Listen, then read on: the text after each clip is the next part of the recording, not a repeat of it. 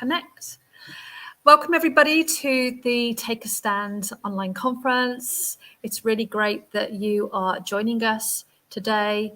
This event is all about women's stories of triumph over trauma. So these are heartfelt, lived experiences of women who have been there, done that, and have been able to navigate their way through an experience. So I'm going to be speaking to Debora, and as we get into the conversation, I just want you to be mindful of your emotional state. So if you find that the conversation is a little bit challenging, some emotions are bubbling up to the surface, please do make sure that you get the support you need. You know, speak to your family, speak to your friends. If you don't have an inner circle that you trust and you can talk to, reach out to your doctor. If you are feeling that your emotions are spiraling out of control, just pop down to the local hospital, go to A&E. It's part of the trauma recovery and healing journey that you step forward and ask for the support and help it is that you need. We have all been there at different parts of our journey. So I just want to say welcome everybody from YouTube. You know, this channel is all about living life trauma-free. If you haven't subscribed to the channel, please do consider doing so. Just click subscribe, hit the notification bell. If you've got a question for myself or Debora, just pop it in the chat box below. If you want to find out more about Debora, her details will be below the video. So just reach out to her. She'll be more than happy to have a conversation with you. And also the same for me. If you want to reach out to me, just connect with me through the personal details below on the video. So welcome, Debora. I am super chuffed that we have the opportunity to spend some time together. Thank you for having me, and thank you to everybody that is here with us, trusting this summit, really wanted to learn from all this beautiful story and listening to my story. And I hope it will truly inspire you. So let's start there. Let's start with your story of triumph over trauma. Right. So I called my story, when you asked me to give a title to my story, there is something that I am particularly like an incident happened in my life that it's so symbolic with a mountain. When I was in Bolivia quite a few years ago, exactly 14 years, I was traveling with my ex-husband, and we traveled all around like Central and South America. And our relationship was really on the verge. Like, we had been married for 6 years. It was a very verbally abusive relationship. It was a relationship where I didn't know how to say no.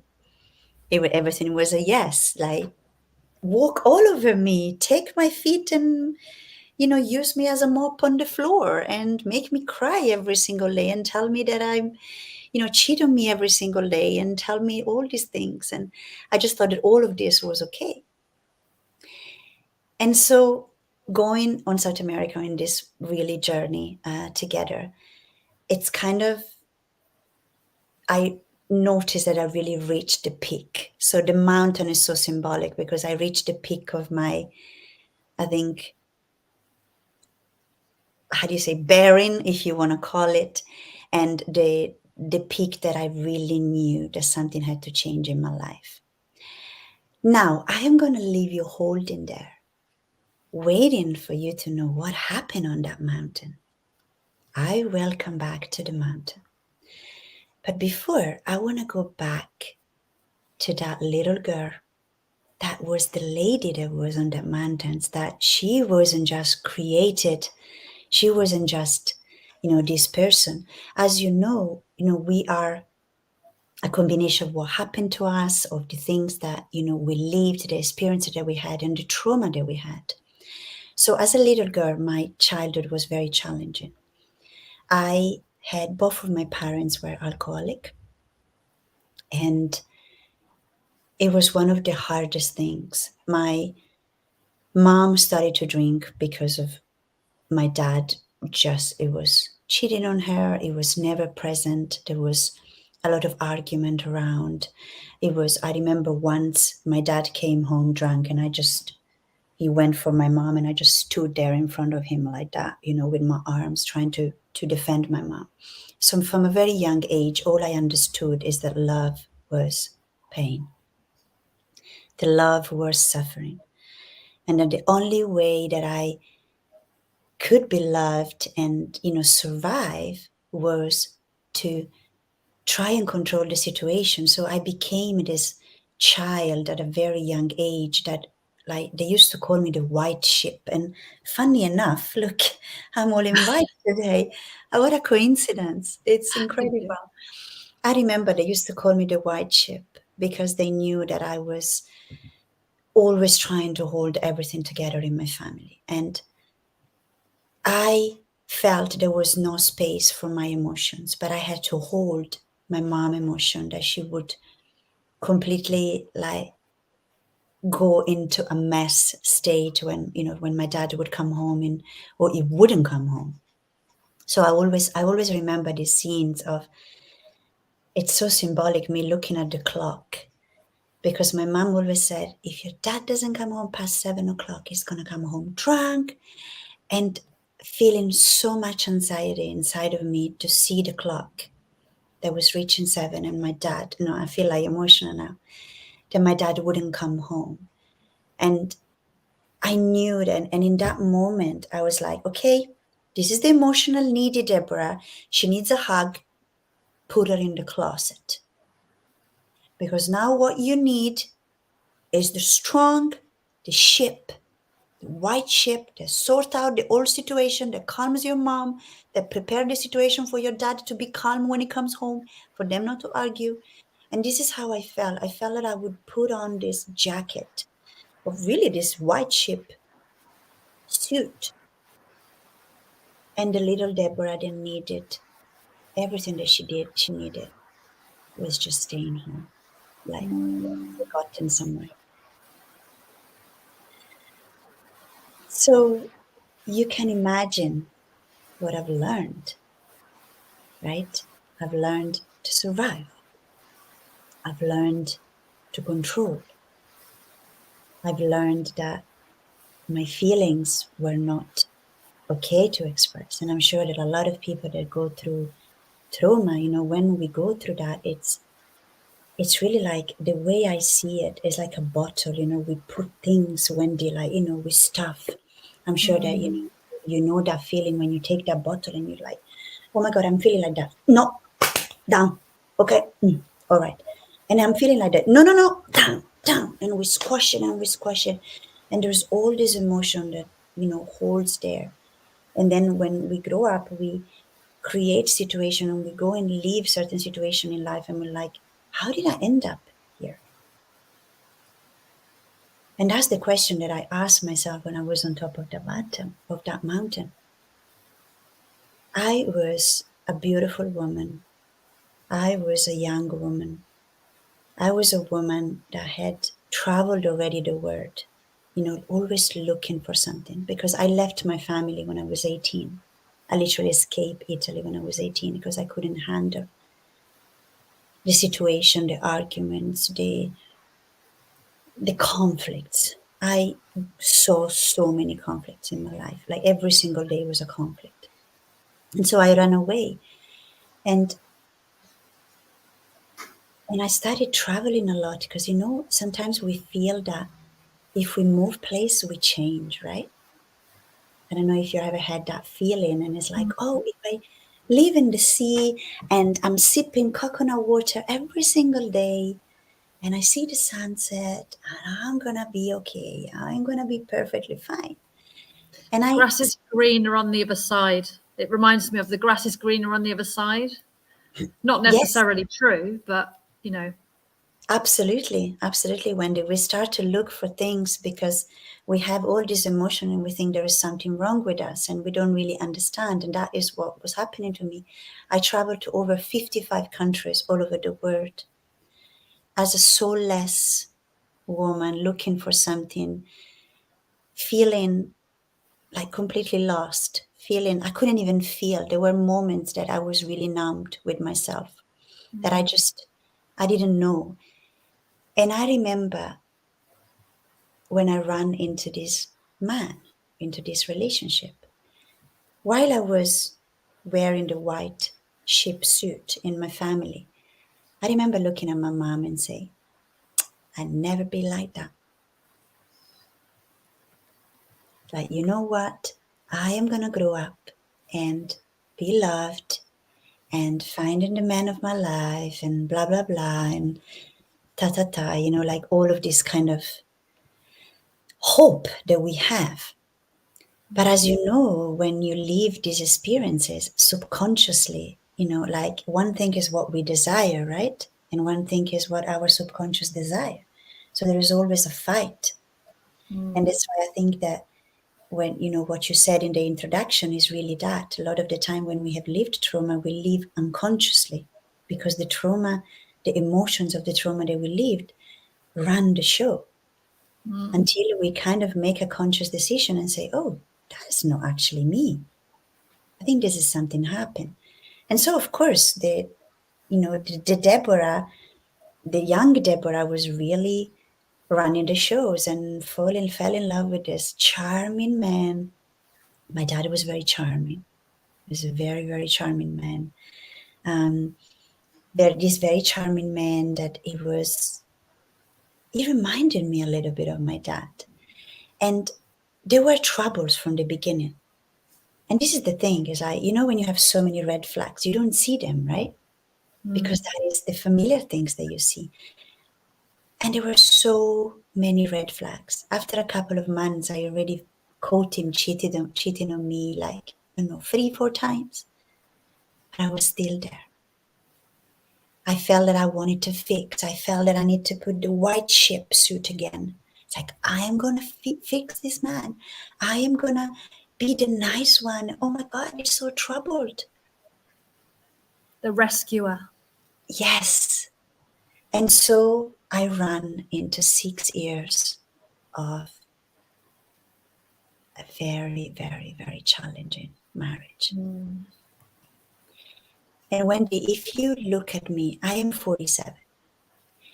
When I was married, the first time I married again, I was 24. If you look at some of the photo, I look older then than now. My eyes were always red and I was crying all the time. And I couldn't believe like the way he was treating me and the way he was with me and the cheating, and it was just I just couldn't believe. There was a part of me that was like, I couldn't even look myself at the mirror. I felt so ashamed about myself, especially because I had said that I wouldn't want to be like my mom, and that I was being exactly like her, right? And so the shame that I was holding, it was just insane. I remember that the day of my wedding, I did not invite any friends, Wendy. Wow, that really surprises me because Yeah. you're really sociable. Well, now you're really sociable, I should say. Now I have healed, and the reason why I didn't invite anybody is because my friends knew already how the relationship was, and I felt ashamed to invite them because I felt judged. I was like, oh my God, they're gonna think, what the heck are you gonna do, Deborah? How can you do this? And I've done it. I knew all the condition, but I've done it because I felt the rescuer. Because I felt I was honoring the little girl, that it was the peacemaker, the rescuer, and all of that. And so I went on, and I remember the day, it was just quite a sad day, actually, when I got married the first time. It's just really insane. And to go back to the Daring Mountain, and I'm finishing this section. What happened that day, dear listener, is something that I don't even know how I managed to, but I was traveling in Central and South America for a very long time. And in one of the countries in South America, I felt that I was pregnant. And I remember doing a test in a city and finding out that I was pregnant. And I was like, what am I going to do? And do you remember that I never said no? I always said yes, and I always did what, they wanted me to do and everything. I was just the nice little girl, little ship. But that day, he said, okay, this is what we're going to do. And I was like, something shifted in me. I cannot even think. But it was a little seed that was planted, a desire in me to really keep this baby. And that day, I climbed this mountain, which was 5 meters, 5 meters high, but we didn't climb it from the bottom. So we went through a certain amount, and then we had to do the last part together, like the last part.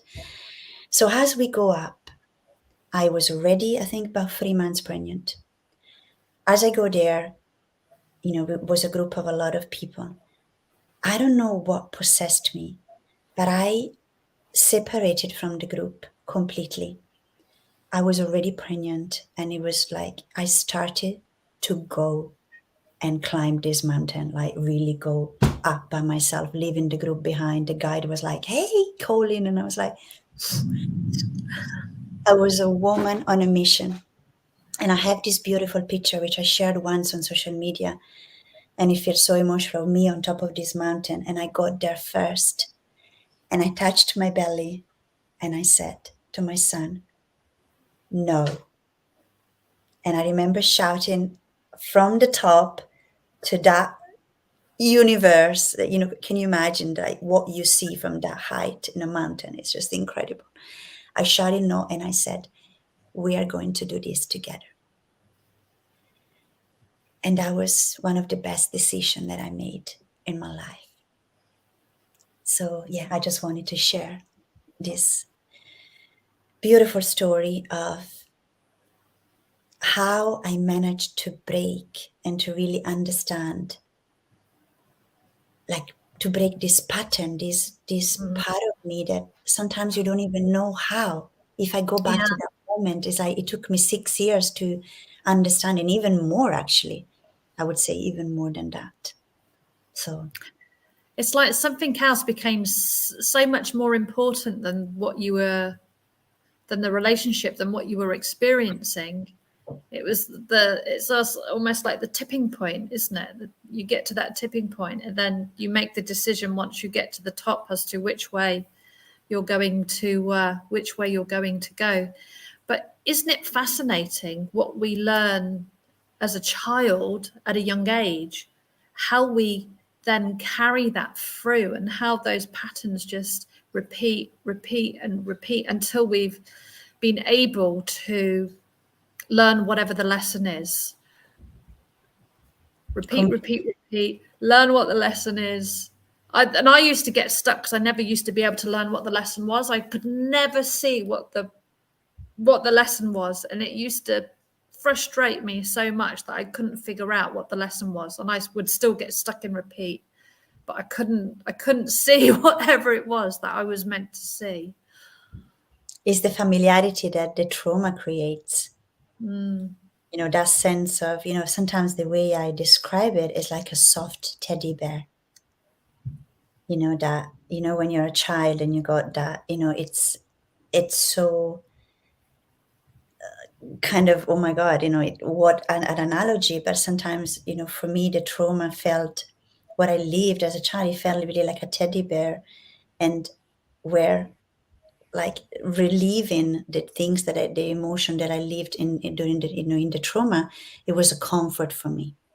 It was like, oh, hugging the teddy bear, and without realizing it, hugging the teddy bear, actually, it's wrong, but it was, like drama, conflict became my comfort. It was it was so hard for me to see when everything was going okay, which it was never happening in my childhood. I was like, okay, Yeah. What chaos can I cause now? we gotta mess this up because I need to hug my teddy bear and feel all over the place and feel drama and feel conflict and feel like I am not worth it and feel that I'm not valuable. And how crazy this is, Wendy. It's I find it really fascinating because it's, when you said, you're shoving the emotions down by creating and recreating craziness, you're just forever not reconnecting with the emotions it is that you really need to feel. So what happened when you suddenly decided to start removing the white coat? You started to actually emerge out of that. It's a shell, it's a protection, it's armor. It's, the way you described it was that, like, you were completely encased in it. It was like your armor, no one could touch you. You were ready. I think what happened, the fact that I was pregnant, and you see, for me, some of the trauma and some of the consequences that I lived is that I felt abandoned throughout my childhood, as I said, because I felt that my emotions were abandoned, my needs as a little girl, oh, mommy, I need this. Instead, I had to, like, be the emotional support for everybody. And so I think I always had this fear of, being abandoned, even if the person was really bad. And I was like, oh my God, if they leave me, even if they're so bad, I am worth nothing. And so I actually started to realize that. And something really shifted in me, because I was like, you start to question and you really say, okay, what if I am, yes, abandoned? And you start to ask this question, would I die? What would happen? And then, of course, when I was with my son, I felt that I had him and he had me. And so I think in that moment, it's just nothing else mattered. And there was a new Deborah really emerging on top of the mountain, where I said, you know what? I am going to be okay, even if I am going to be abandoned. And I was ready to face my biggest fear of, being abandoned and all of that. And I just said it, I'm going to take responsibility for it. And realizing that I was going to survive. And then, of course, that was the first part, but it wasn't that easy, you think, Then, of course, I went into a big journey of healing, self-development, and really, I went on to have my child by myself. I was a single mother for about 5 years. And I went on this beautiful journey to reinforce my decision, to reinforce, because it felt, I was so tempted so many times to put the coat back. And so I've started to really heal. I was me and my son alone. It was just so wonderful. And I remember, my boss was like, Deborah, why are you not getting another man? Why are you not moving? And I was like, no, don't. I'm working on me. Because I knew that I had to reinforce. I really had to make sure that this coat was buried, gone, burned, and it wouldn't have come back into the next relationship.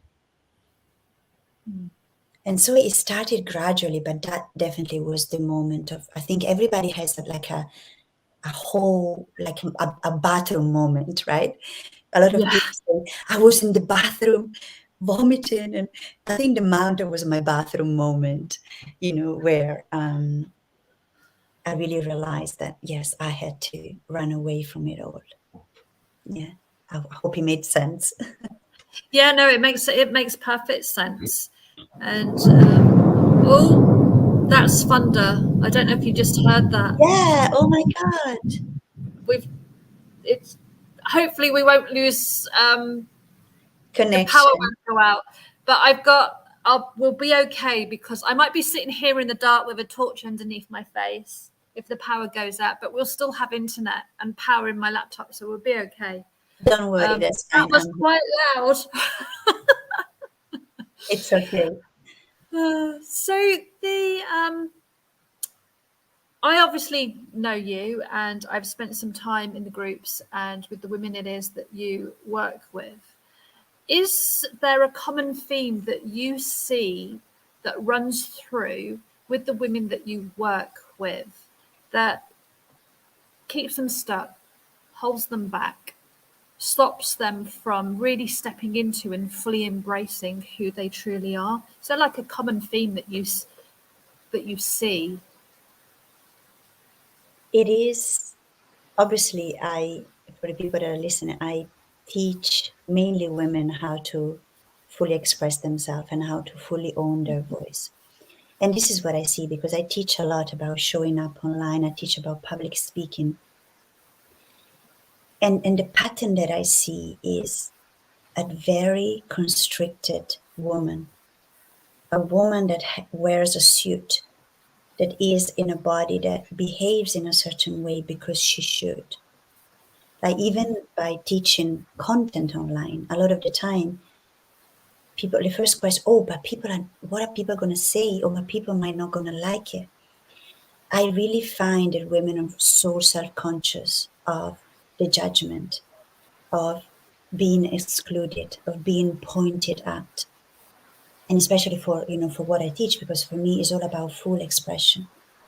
It's like at the moment I'm doing like a speaking challenge, and I've gave some exercises for women to fully express themselves.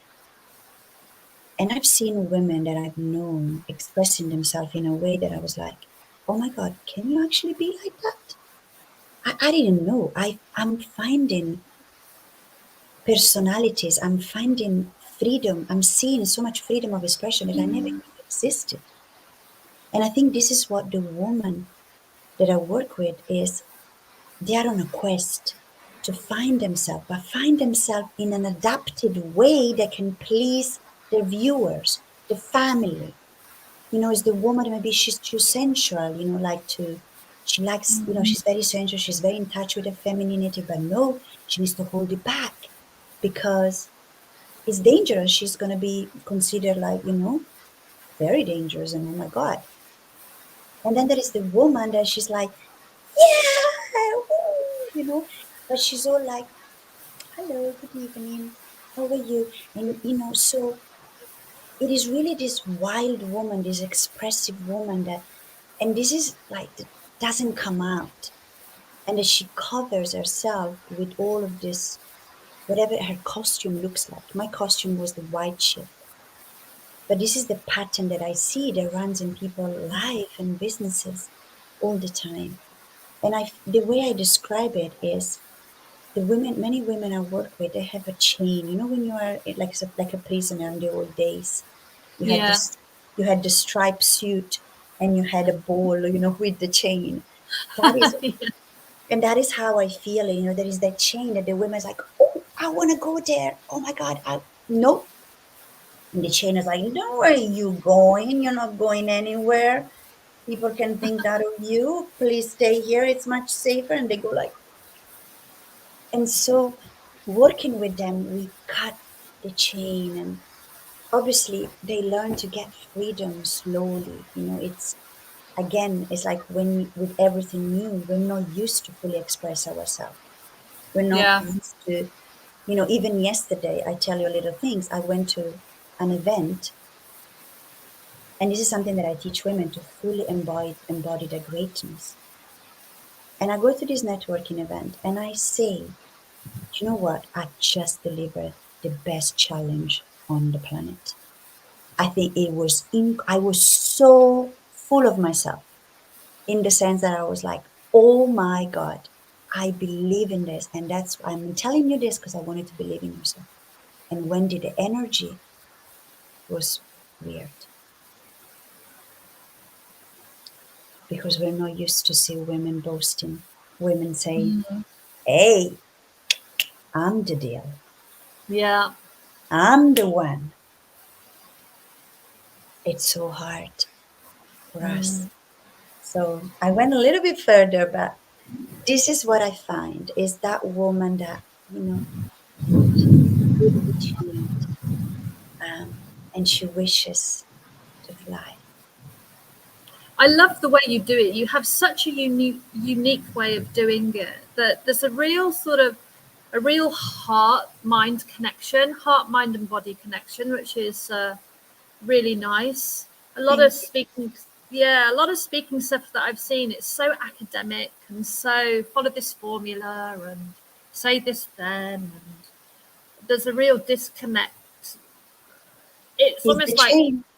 yeah, it's Is the almost chain? like carbon copies of one another, people trying to copy one another. It's funny, I got an email from someone earlier today saying that she could that she was watching what I was doing and that she could do a better job. And I'm thinking, I just thought, why would you want to copy and say you want to do a better job? Surely the whole idea is to be unique, do it your way, have your own style. It's not to look at someone and think, I'm going to copy that and I'm going to do a better job. It's like you're missing the point. The, the whole idea is that it's like what you do with people. You want to help them to connect with who they truly are, to take off the layers, to take off the mask, to take off the white coat, to really to connect with the essence of who they are, because that ultimately is the point of difference. I think personally, that's the point of difference. I mean, I love your work. I've been in I can't remember what the last one was. It was content. I think it was content writing, expression Content proof. alchemy. Yeah. It was really, really good, really powerful, Thank you. really good, I really very appreciate it. enjoyable. Yeah, no, it was brilliant. I loved it. Well, I loved it. Um, Thank you so for much. the women that you work with, in terms of cutting the ball and chain, stepping into really taking ownership of who they are, knowing what you know now after all your experiences, after working through the pain, because it isn't easy, the the journey you have to go on. What would you say to them? The first things, there's a lot of things, but I need to go with my intuition. And Yep. it's different actually. My intuition just give me like something that I want to say. So I need to go with that. I usually go with something else, but today I need to go with that. And it's this: be your number one fan and validate yourself. Don't allow the outside circumstances to validate you.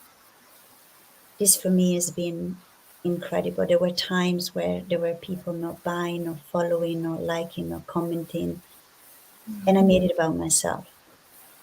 I felt that I needed them to, prove that I'm good. I needed them to prove that I am worth it. I needed them to prove that I am a great speaker, that I am a great writer, that I am that. And I know it's hard sometimes when we don't see the tangible, like result, and we say, oh my God, like I'm visible, but there's nothing. I'm doing the thing, there's nothing. But it's about, remember that the word respond to how you feel inside. So if you can nurture that validation of yourself and really feel it in your heart and say, you know what, I am worth it. I am valid. I am validating myself. If you could be like the queen and knight yourself, like give yourself that's it. You're the queen of your word. You're the queen of my word. I am the queen of my word, no matter what. And then if you have that belief, even though you don't see the tangible, the visible, people will respond to that security, to the validation that you have inside of you. Because when you look at outside of you, it's like building a castle in sand. The day the validation will disappear, you mess it up one day, and the castle will go collapse on the floor. And you're gonna go like, ah, because there is nothing here that are gonna ground you and hold you in that moment. So yeah. It reminds me of energy. As you were describing that, I was thinking about it's the difference between pushing or being able to open to expand and receive. And I think what you were describing was not pushing, which is what we have a tendency, or a lot of people have a tendency to do online, is to push rather than actually open up to be able to expand and receive, which is very different to what I see anyway, what I see. And even I'm guilty of doing, you get into the motions and it becomes, especially in an event like this, you get into a system, you get into a process, you get into a formula, you get into a got to do this, got to do this, got to do this. And then you actually forget let's open to expand and receive. Because that's the whole point of it. Yeah, and that's the thing, Wendy. We're not looking for that. This is what I always say. We're not looking for that state of perfection when it's like, yeah, I know who I am and I'm completely. We're just looking for a little bit of more evidence within ourselves, a little bit more than yesterday, a little bit more. It's nothing. And there will be day when your solid rock, validation rock, if you want to call it, it's gonna feel not very stable. But that is okay if we allow it to be. But we just need to know that we can come back to it, that we have it. Because it's, I believe it's impossible to live 24/7 confident, 24/7. Yeah. Oh, It's not a natural state. yeah, it's like I am the best, 24/7, like exhausting yourself. It's like, so we're just looking for a little bit more and tap into that energy when we feel really lost, all of that. I love that. Debora, thank you so much for spending time with me today. I really appreciate it. I love your story of the white coat. And as you said, it's interesting that you were wearing all white and a hat. And this is like, looks like, Lovely. I just can't believe it. I love white. I Well, at really least you love. could start stripping. You could have been like, woohoo! Yeah, it's just so funny that I'm all in white. But yes, it has been beautiful. What a lovely host you are, and thank you so much for everybody watching. I hope it resonated and it planted a little seed, somewhere. Yes, and I look forward to seeing you again soon. Yep. Yes. And don't forget, Debora's details are below the video. So reach out, join the challenges. You will absolutely love them. They are fantastic. And you've got a great community of women that also take part in them as well, who are really, really genuinely supportive of one another, which is nice. Yeah, that's one thing that I love. I really love. Take care. Thank you. Bye. Bye. Ciao.